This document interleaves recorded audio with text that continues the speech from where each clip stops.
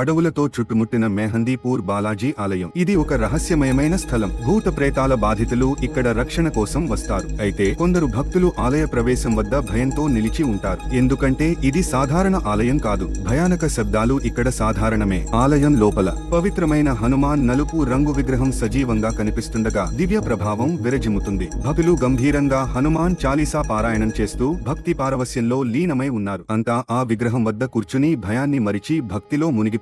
ఇక్కడ జరిగేది ఓ రహస్యమైన భయానక క్షణం. భక్తుల మీద భూత ప్రేతాలు ప్రభావం చూపినప్పుడు మంత్రసిద్ధులు పురోహితులు వారి కోసం ప్రత్యేక పూజలు నిర్వహిస్తారు. కొందరు భయంకరంగా అరుస్తారు, మరికొందరు స్పృహ తప్పి విగ్రహం ఎదుట పడిపోతారు. అగ్గిపెట్టెలాంటి దీపాలు మంత్రాల వల్ల ఆలయం అంతా భయానక శబ్దాలతో నిండి ఉంటుంది. ఈ ఆలయంలో కొన్ని నియమాలు చాలా కఠినంగా ఉంటాయి. ఆలయం నుంచి బయటకు వెళ్లే భక్తులు వెనుక తిరిగి చూడకూడదు. ఆలయం లోపల ప్రసాదాన్ని తినడం నిషిద్ధం. ఇవన్నీ అనుసరించకపోతే మనపై దుష్టశక్తుల ప్రభావం పడుతుందని నమ్మకం. వేలాది మంది భక్తులు ఆలయాన్ని వీడి హనుమంతుని కృపకు కృతజ్ఞతలు తెలుపుతూ వెళ్తారు. కొందరు కర్పూర దీపాలు వెలిగిస్తూ నమస్కరిస్తారు, మరికొందరు చేతులు ముడచి ప్రార్థన చేస్తారు. ఇది భక్తుల విశ్వాసానికి ప్రతీక. భూత ప్రేత బాధితులకు రక్షణ స్థానం. మెహందీపూర్ బాలాజీ ఆలయం ఇది భక్తుల భయాలకు ముగింపు, భూత ప్రేత బాధితులకు ఆశ్రయం.